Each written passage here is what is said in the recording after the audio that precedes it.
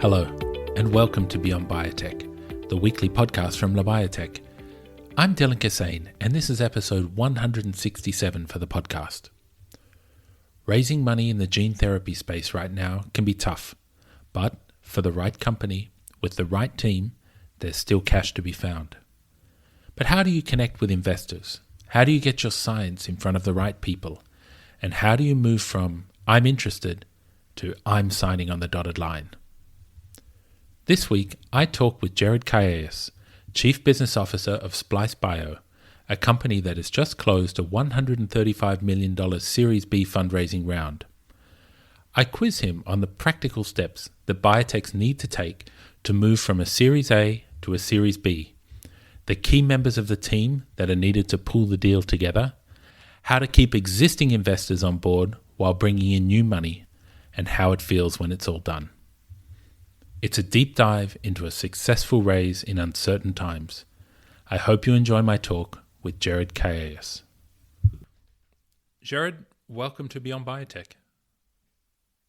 Thank you, Dylan. Pleasure Gerard, to be here with you.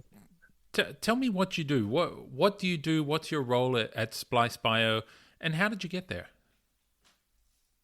Yes, I'm a biotechnologist by background. So I'm a scientist by trade. Although I would not dare to call myself a scientist compared to other people that have really done scientific careers with PhDs and postdocs, etc.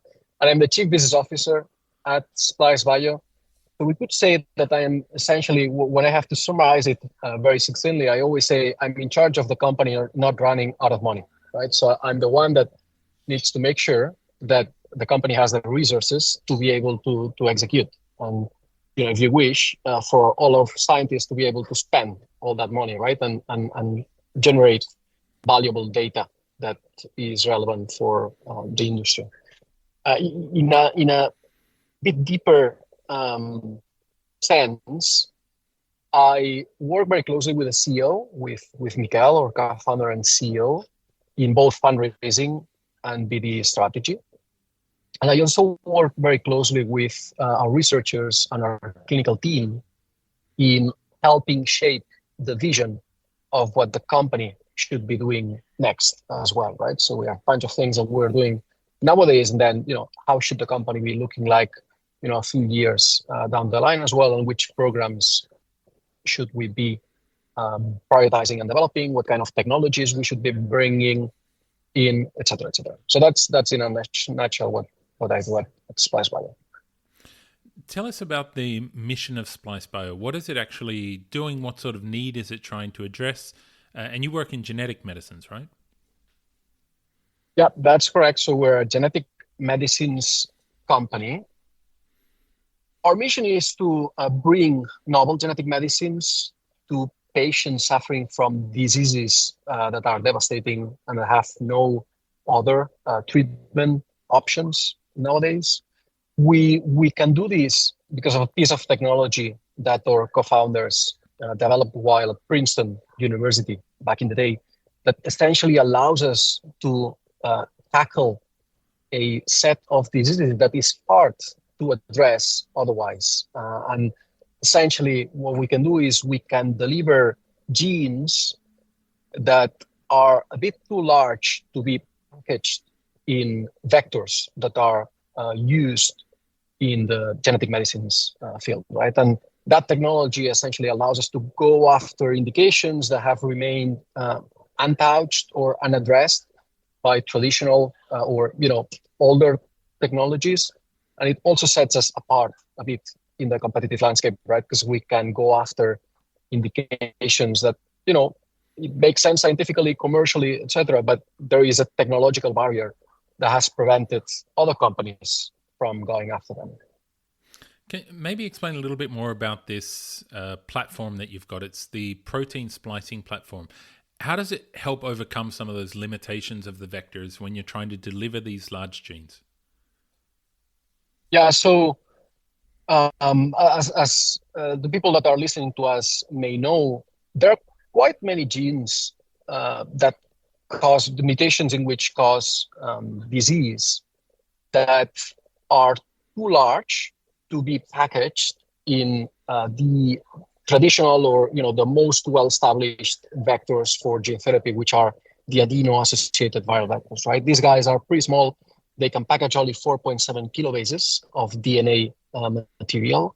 And then what that means is that if you have a gene that you like to deliver, that delivering that gene may be able to address a certain disease, but that gene is too large, right? It's larger usually than 3.5 kilobases.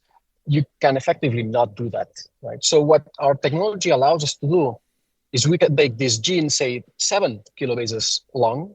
We can take that gene, we can split that gene in 2 halves, or we could get fancier and split it in 3 fragments even, but let's stick to splitting it in a couple of fragments. And then each of these DNA halves can be packaged separately in a separate AAV vector. And then that's where our technology, our protein splicing technology comes in, right? We can, to these sequences, we can append to these transgenes sequences and coding for these proteins called inteins, right? That's inteins. And the way inteins work, they are small protein domains that can they can put together protein fragments that have been expressed separately, right? And that's where the whole idea is, which is once these 2 AAV vectors, each packaging half of the gene and the intein technology, are delivered into a cell, and each of these transgenes is transcribed and translated as usual with any AAV vector. It is at the protein level that these inteins will come together, right? They will form, they will interact through a large protein-protein interaction. They will reconstitute the active catalytic site of what we call the full-length intein domain, and that will trigger a natural reaction that these inteins do in nature, whereby they will essentially stitch the 2 polypeptide fragments that had been expressed separately into a single full-length native form of the protein that you want to deliver in the first place. It's a pretty elegant technology to be able to deliver genes that are too large to be packaged in a single vector. Tell me a little bit about your lead program, that's SB7. Can you explain the disease that it's targeting and what makes that such a challenge that other people haven't been able to do it before? Yeah, so Stargardt disease is an inherited retinal disorder caused by mutations in a gene called ABCA4 or ABCA4.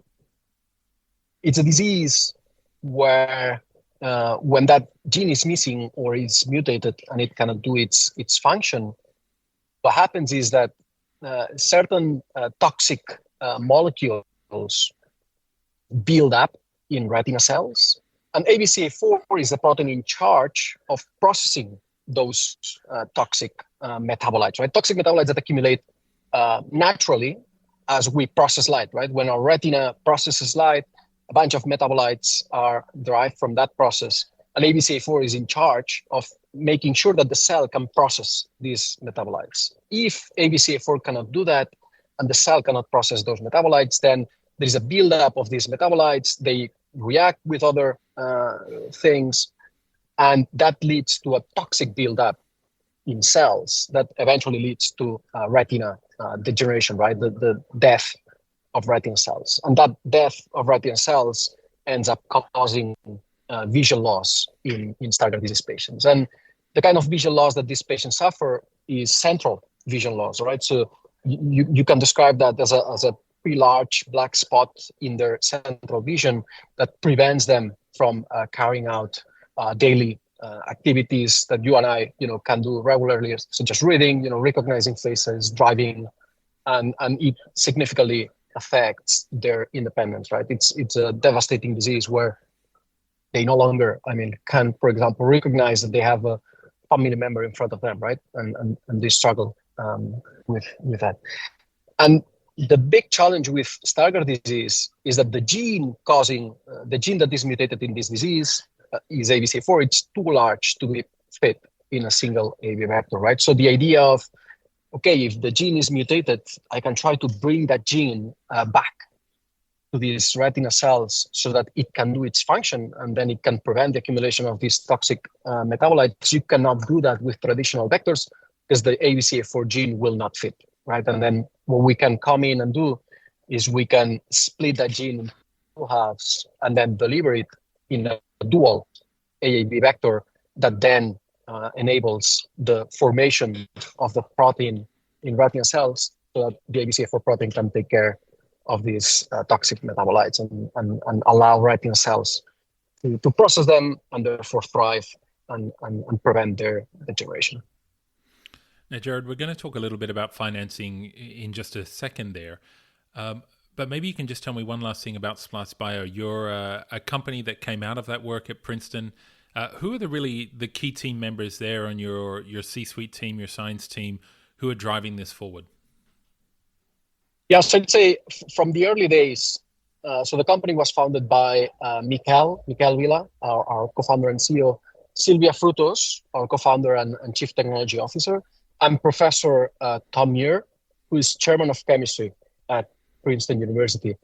And Mikel and Tom in particular have been working with inteins and with protein splicing for a long time. And Tom, Professor Muir, was actually involved in the discovery of inteins.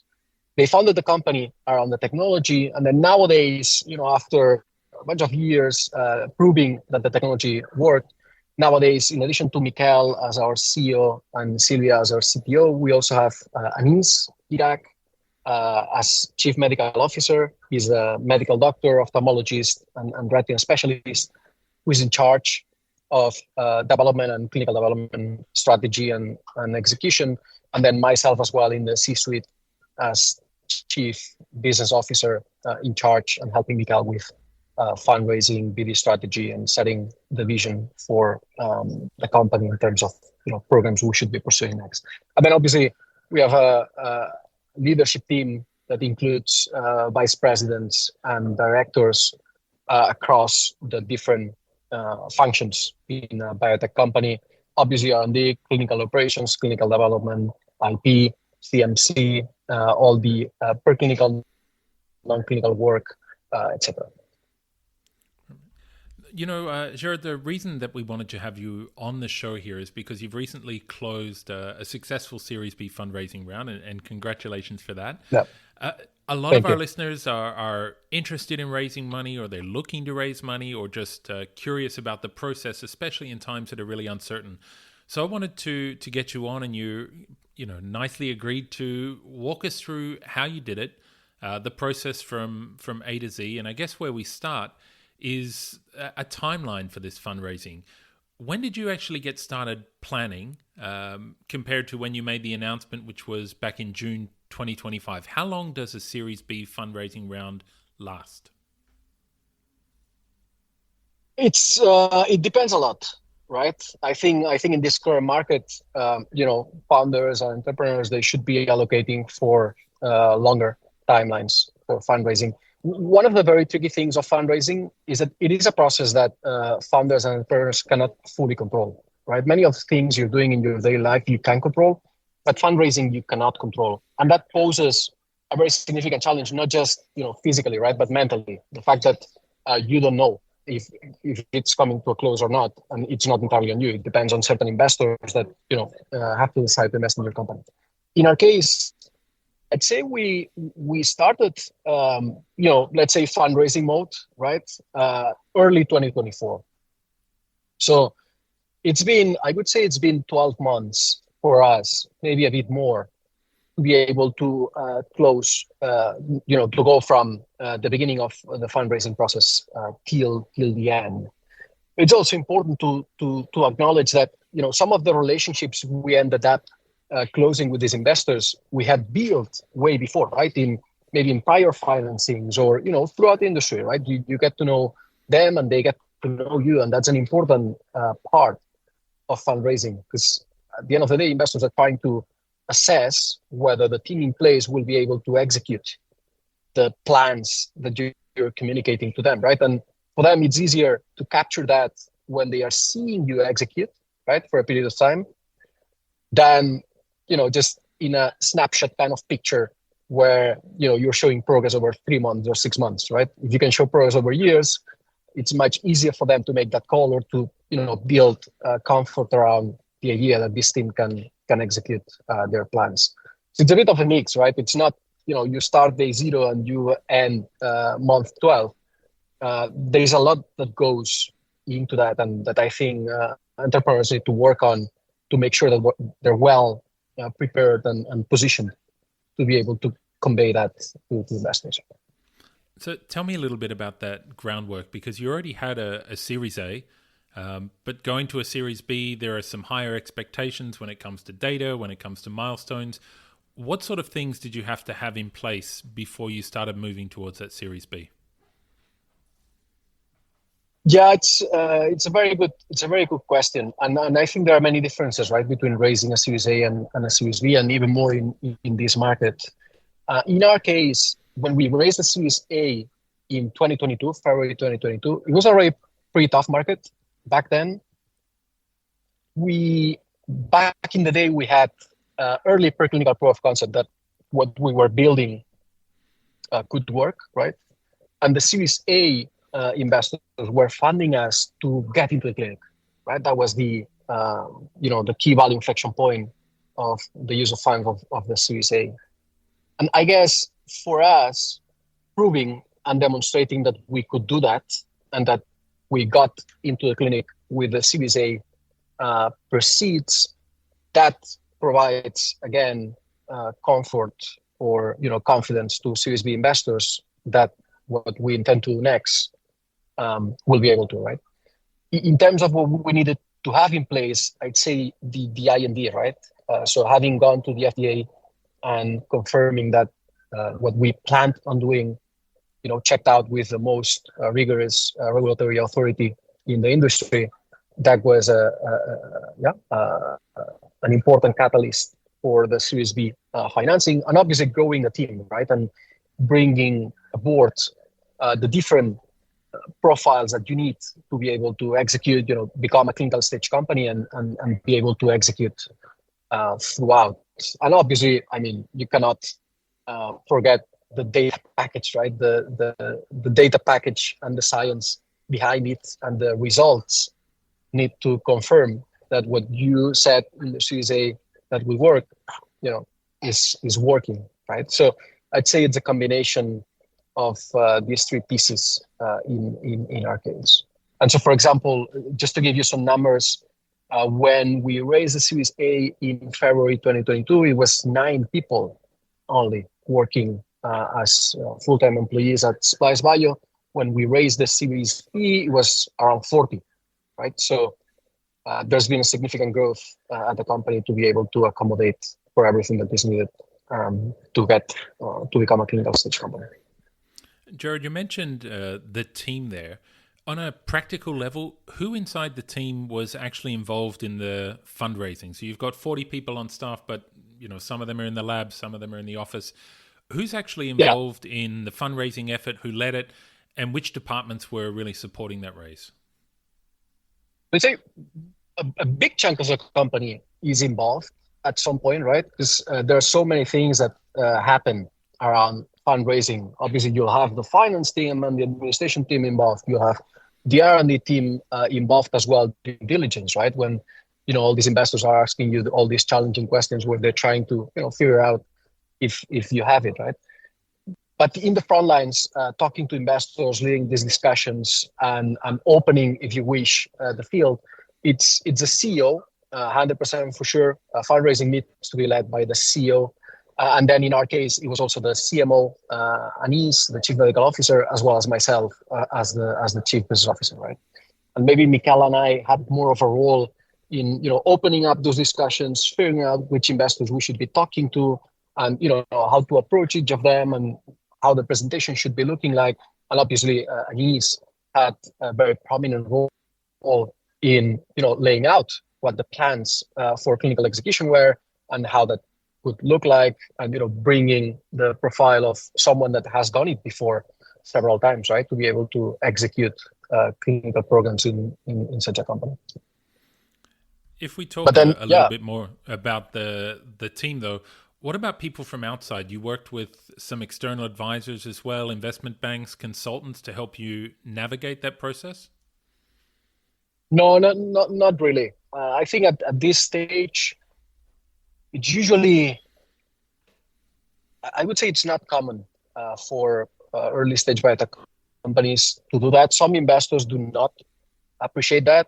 Other companies have managed to do it successfully.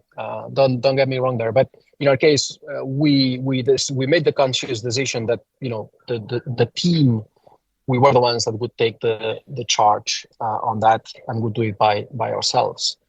So we used no brokers, no outside help in that sense. And I know that there's always things in a fundraising that you can talk about and that you can't talk about, but one of the things that's always interesting is how you actually identify and approach these new investors, the ones who weren't there for the Series A. Did you have a target list that you were going after? Were there networks that you were able to activate or events that helped you to start these discussions and make these connections? Yeah, I'd say it's a combination, right, of the networks that the management team may have and people they may know that may have an interest in the specific area we're working in, the network of our own investors as well, right? That can play a big role and speed up the process significantly, especially because investors talk to investors, right? And if you have them in your board and they're helpful, they can help you understand whether a certain investor is in a position or not, right, to commit, or whether they like the space or not. And then obviously conferences. I'd say conferences are obviously the place where you can meet them in person, right? And that also makes a difference because at the end they're investing in a team, right? So they need to make sure that the chemistry is going to work, and that we'll be able to work together. When things go fine, it's all good, right? But we know this is an industry with lots of bumps in the road, and it's definitely a challenging industry to work in, right? So we know there are going to be challenges and problems, and you got to figure out that you can work with, in this case, for the investors, with these executives, right? And that they'll be able to respond properly to all the challenges that we'll for sure face throughout. Let's talk about a few of those challenges, because this landscape for fundraising right now is really challenging by itself. What sort of hurdles were you facing as you went out to try and raise this money in a year like 2025? Yeah, I mean, it's funny because when we've heard so many times that the fundraising environment is very tough, as a company, Splice Bio, so we're based in Barcelona, right? Barcelona is not Boston or New York, at least not yet, financing wise and biotech wise. So we've always have it hard, right? It's always been difficult for us to fundraise. When we were trying to get the company off the ground and we were trying to raise a seed, it was an excruciating and painful experience. Same with the Series A. I mean, it was really hard. So for us, it's always been tough. So I guess we haven't really noticed the difference of, high market and now maybe a harder market in that regard. We've always worked in, I would say, a harder, tougher financing environment just because, we are out of Europe and there are way less financing options here.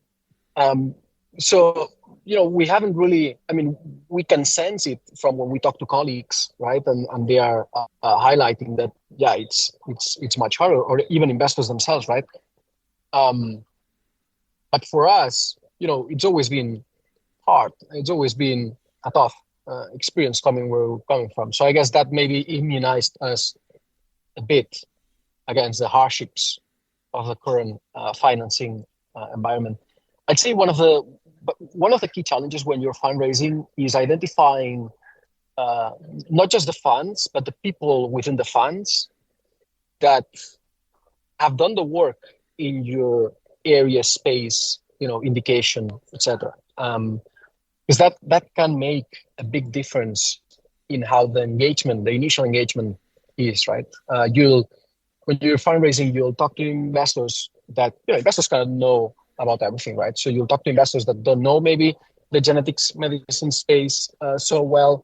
And that's already, there's a hurdle bar for you to beat there, right? Because you need to educate that investor in a novel modality. And maybe that's not something you like to do, or, it will require more time. And chances are at the end of that, they may not be fully convinced, right? Because they don't know the space inside out. But I think targeting people that have been and that understand the space very well and that are committed to it is an important one to be able to make sure that at least you're talking to the right people, right? The decision then may come the other way, right? But at the very least, you're engaging people that understand what you're doing, that can get deep into the technical side of things, that understand the risks and the nuances of your program, et cetera, et cetera. I think the other big challenge is that when you're fundraising, you're not competing with other genetic medicines companies. You're competing with obesity companies, right? You're competing with ADC companies in cancer, which is, these are now the new shiny objects that everyone wants to go after, right? So that makes it very hard because you need to convince people that they should be putting money not where the hype is, but in your company because of A, B, and C, right? And that makes it when you're not the new shiny object as a field, right? And genetics medicine, maybe we were in 2017, 2020. But we're not anymore, and that just places, a higher bar on who can get funded, for sure. So when you're going out and talking to people, then it seems like a short time, start of 2024 to sort of the second quarter of 2025. But did you still have times along the way where you had to adjust your strategy, adjust your pitch, adjust the story that you were telling a little bit, because you found that it just wasn't working the first time, or the reaction you got wasn't quite what you expected? I think not in any major way. So one of the things I didn't say before, right? But many of the investors that we raised from in the B, we had known them already when we were raising for the A. And maybe it was not the right time for them back then, but it was the time for the B, right? And that ties a bit to building those relationships early, ensuring who is it that you should be talking to, etc. So I would say we didn't have to change our strategy or pivot anything at all. If anything, one thing that happened with our Series B fundraise is that we started. The initial goal was to raise $100 million for the Series B.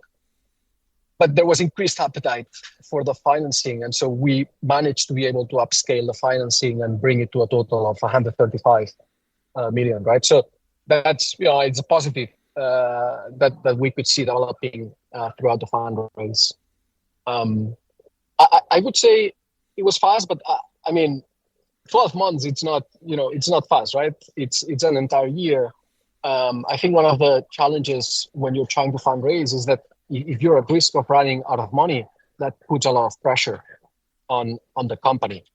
So you definitely need to plan ahead. So we started fundraising way before we needed to, right? And that has been tremendously helpful for us, because then, we could do the fundraising in a very tough market, in a state of, relative, lots of pressure, but at least we did not have the, money pressure, if you wish, in that sense. And that truly is helpful, because we've raised in the past under the pressure of money, and I can tell you it's not fun at all. I want to talk a little bit about the investors that came on board for this Series B, starting with those lead investors. You chose EQT Life Science and Sanofi Ventures. These were the co-lead investors on the raise. What influenced you to choose those companies and have them come in as the lead investors this time around? I think one of the keys is that they understand the space so well, right? They had done their homework, and they had looked at the genetics medicine space, and they liked ophthalmology. And in the case of Sanofi or even Roche, right, they do have programs themselves from the pharma standpoint in the space, right? So it is much easier to then be able to engage, in a productive dialogue and discussion, right?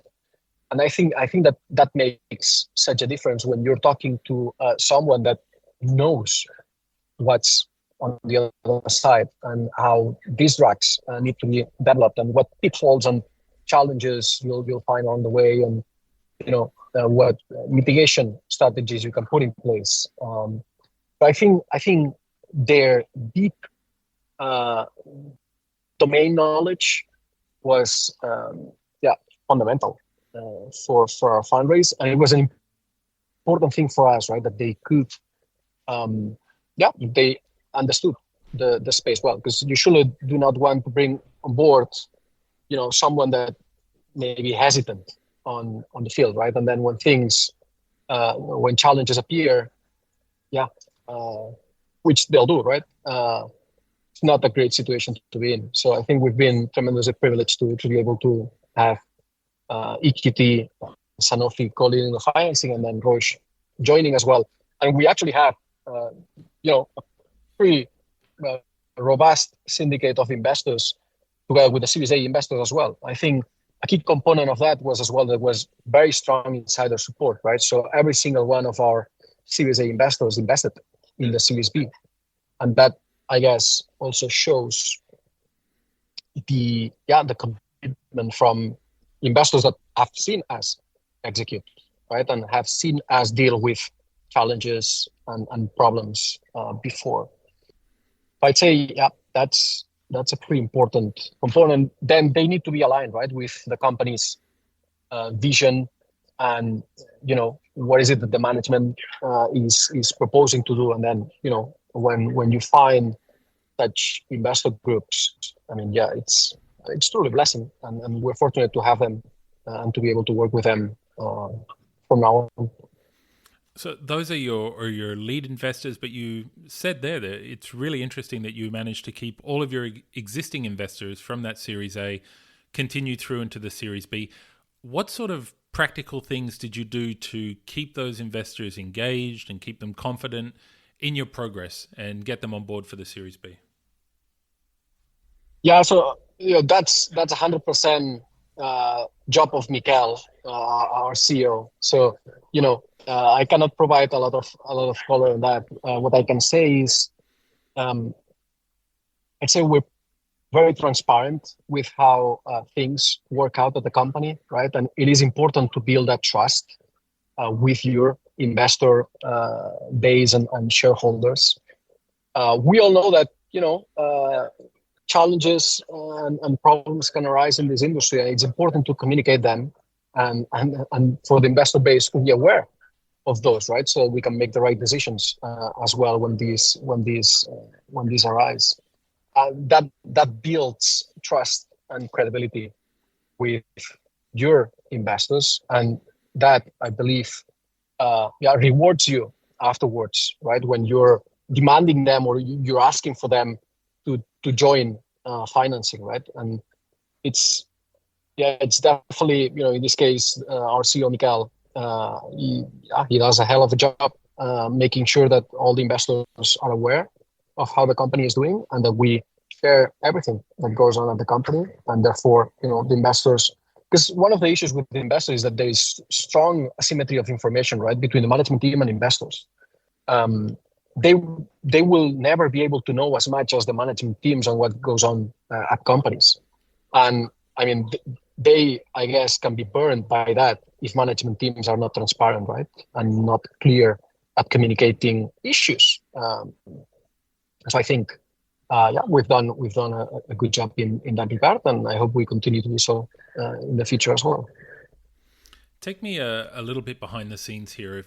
I know that you can't divulge confidential details, but can you share, maybe, was there a negotiation or a meeting or an event or a conference, something that was particularly pivotal, you think, in closing this round? Well, I mean, the pivotal moment is obviously receiving the term sheet, right? When a lead investor, the fundraising dynamics, especially in this market, maybe a big difference between this market in 2025 and the market in 2022, for example, is in 2022, it was possible to generate fear of missing out, right? FOMO. In this market, it's much harder. So for entrepreneurs and founders trying to do that, yeah, it's very hard because investors are more hesitant and they know that they have the time to make decisions, right? Because they know other investors are not investing. So it's more of an investor's favoring market than the other way around. I would say getting the term sheet from in this case two lead investors, right, and two very good ones. So you have a very strong institutional and a very strong corporate investor that know the space inside out. Uh, that that was a key catalyst for our financing, and then they came in pretty strong, and we only had to look for a third investor, right? And that made our life much easier because it's easier to find one investor than you need to find five more, right? So yeah, that was a key catalyst for us. Tell me then about the due diligence process after that. Were there any stressful moments along the way? Always stressful moments in fundraising. But I'd say the most stressful part is usually the scientific diligence, right? Um, that's where things can go wrong if there is bad data, or if you've hidden data, right, that comes up at a later stage. Don't do that, right? Because it's going to bite you in the back later, and you're going to have way less time to react, right? So in our case, we didn't really have that. It was I wouldn't categorize it like this, but it was quite a smooth diligence process, if you wish. There was a lot of data, right? And compared to a Series A, for example, for Series B, we had a lot of data that investors had to go through. So anything you can do to ease their job in that regard, summarize, very clearly articulate where the key pieces are in your data room, make it as easy as possible for them to digest, but also provide all the information, right, and the in-depth report so they can dig in if they want to, et cetera, et cetera. But it was rather smooth. They've been a pleasure to work with throughout diligence. And then on the non-scientific side of things, hopefully everything turns out right? Corporate finance, audits, etc. That should be straightforward. Right? If it's not straightforward, it's not a good sign. So tell me, what's next for Splice Bio? You've got 135 million secured now. What are the next steps for advancing SP7 into the phase 1-2 study and even the Polaris observational study? Yeah, so obviously we'll not be able to share a lot of details, unfortunately. I'd say key step for us has been to initiate the phase 1-2 trial on dose. Our first patient, we announced the dosing of the first patient in March 2025. The trial is advancing fantastically, but I cannot disclose any more details than the ones that the company that we've disclosed already publicly. And yeah, the financing allows us to finalize the proof of concept trial in Stargardt disease, right? So that's a key milestone for the financing, as well as bringing a second program into the clinic. And as I said before, right, continuing to expand the pipeline with additional programs that we could get to move forward at later stages as well, and proof that the platform is working solidly and robustly across targets, across indications, etc. Obviously, we'll be recruiting more people. Hopefully, growth will be a bit contained, as we've done a lot of the growth already. But that's bound to happen as well on the recruitment side of things. Yeah, that's pretty much it. How are you planning to allocate the funding then in terms of the different areas, the ophthalmology, neurology, maybe some other therapeutic areas, or are there specific indications that you're going to favor? How do you decide where to put that money? I'm not sure I can elaborate a lot on that. Um, I can say so. Genetic medicines are expensive to develop and to bring into the clinic and beyond. The trial that we're conducting is quite comprehensive and quite large for a phase 1/2 in gene therapy. So obviously, funding such a clinical trial is very demanding financially. You need to account as well for manufacturing, right, on the CMC part of things. In ophthalmology, it's less of an issue in the AAV vector space, but it's still, a significant part of where you need to spend your funds, as well as continuing to expand the company's programs to make sure that we increase the company's pipeline and make sure that we have several programs getting into the clinic a few years from now. You're obviously bringing on a couple new board members there from these lead investors who are coming in, including, like you said, Sanofi and Roche, their corporate venture funds. Is that going to improve? Is it going to strengthen the board there and drive the strategic direction even more towards Top Pharma? Yeah, absolutely. So as you can imagine, right, having such companies involved at Splice Bio, I mean, obviously from the venture arms, right? But as I've been sharing, right, they know the space inside out, and that's the kind of people that you want to have. People that are very knowledgeable and that have been and have gone through the development of medicines for these modalities and indications in particular. So yeah, we're extremely happy with the board that we have.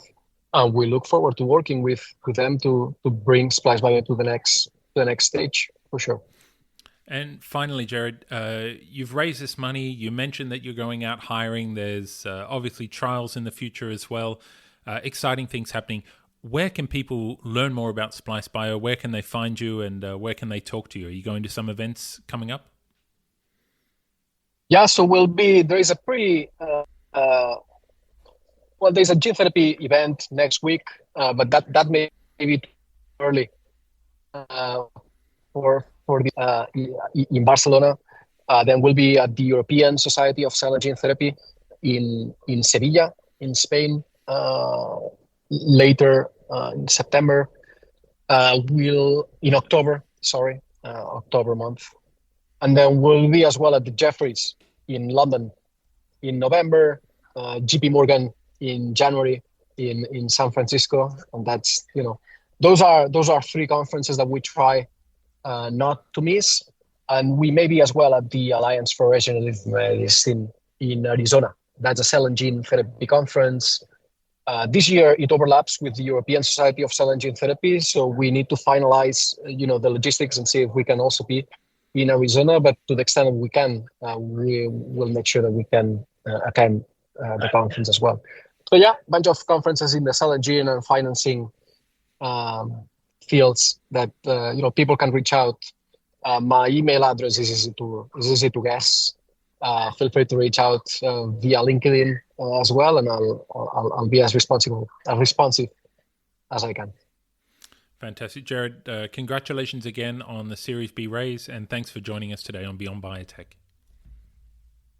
Thank you, Dylan, for the opportunity to be here with you. It's been a pleasant interview, and thank you very much for putting this platform available for biotech execs and the overall industry, because it's a much needed platform for all of us to learn more about what's coming. Appreciate it.